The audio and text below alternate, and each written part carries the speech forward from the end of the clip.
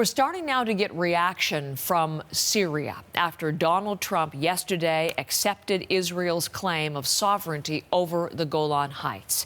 Previous administrations have treated that as occupied Syrian territory. But the U.S. president, with his decision, is reversing decades of foreign and international policy on the region. Rebecca Collard is on that story for us. This is out of Beirut for us. And good to see you, Rebecca, on this, because it really was a stunning move by the president yesterday. And what are we now hearing in response from Syria?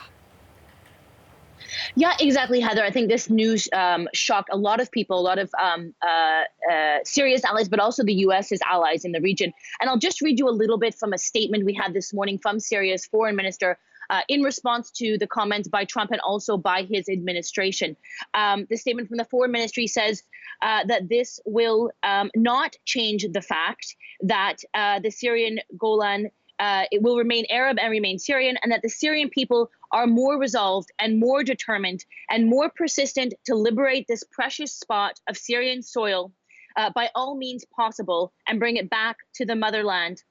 So basically what we're hearing from Syria's foreign ministry is, of course, rejecting this decision by U.S. President Donald Trump, but also saying that this is going to make them more determined to actually take this territory back from Israeli occupation. So as we've been talking about on the program, Israel occupied this area in 1967. In 1981, they annexed the area, but that has not until now been recognized by the international community. So Syria this morning saying that, of course, it condemns it, rejects it, saying that these comments from Trump show a real rejection of international standards and of international resolutions, because, there have been UN resolutions that recognize this area as Syrian territory and reject Israel's annexing of the area. So very strong statements from Syria this morning, also from its allies, Iran and Russia, and even from the U.S. ally, Turkey, which has warned that this could really cause a regional crisis, Heather.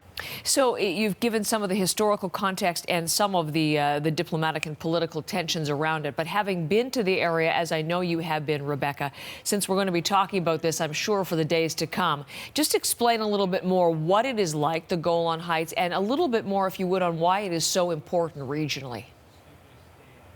Yeah, Heather, I have been to this area a number of times, and it is really fascinating and quite dramatic landscape. So you have the Sea of Galilee, which is a massive freshwater lake, actually, and a number of Israeli communities along this lake. And then you have the Golan Heights, which really rises dramatically out of the edge of the Sea of Galilee and up into this plateau, which then, of course, is the Golan Heights, and that area that stretches into that is occupied by Israel, but also part of the Golan Heights, which is occupied, which is still controlled by Syria. And even to this day, Heather, you can go there, you can see the old Syrian army bases that were in this area. Much of this area is still covered with landmines, and there's signs everywhere warning people who might be going hiking there or walking in the fields there that they should be careful. And if you talk to the people in the kibbutzes and in the villages below the Golan Heights, many of them will tell you stories about how when the Syrian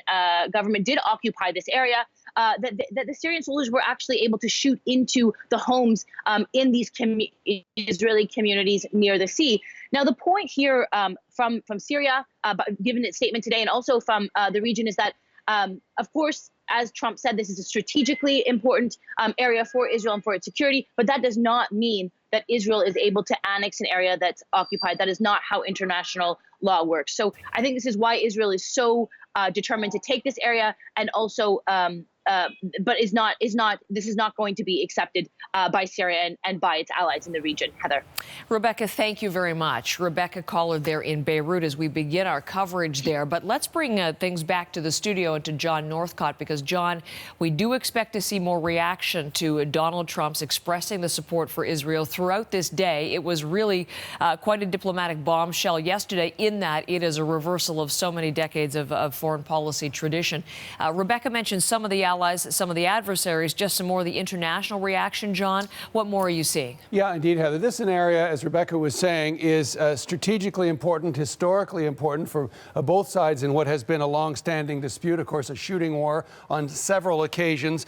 When you look at it strategically, here it is here with Syria. It's a buffer between Syria, Jordan, and Lebanon, effectively, for Israel. 15% of Israel's water comes from the high mountainous areas. We have, for example, some 30 settlements, 20,000 Israelis living within this area. With the president's tweet fully recognizing the sovereignty over the Golan Heights, the reaction has been swift. We've seen Erdogan of Turkey say that the region could be on the brink of a crisis. Why Erdogan important? Well, of course, certainly within the Muslim world, a key leader, but also a NATO ally in this with the United States and a partner with the United States in many military activities in the region. So not a happy man with the announcement by the U.S. president. Iran, the move illegal and unacceptable. Russia, a direct violation of UN sanctions. The Arab League, this is beyond international law.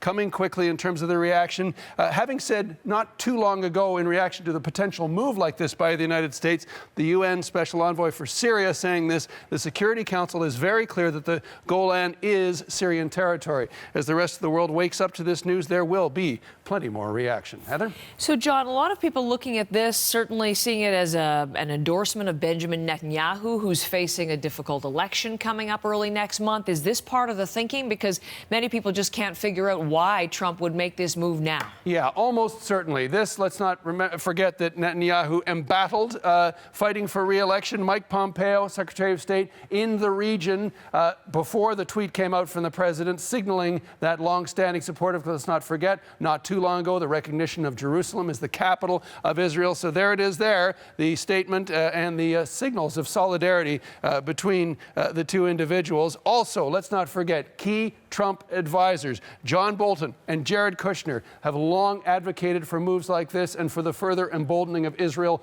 within the region. So that might be part of it as well. A long-standing friendship between Netanyahu and Trump. Worth noting, Netanyahu due in Washington in the near future. And as you say, Heather, in a couple of weeks, Netanyahu fighting for his political life in terms of a scandal that have enveloped him. And there is, worth noting, in Israel, tremendous respect and support for Donald Trump. Heather? Thank you so much, Okay. John Northcott.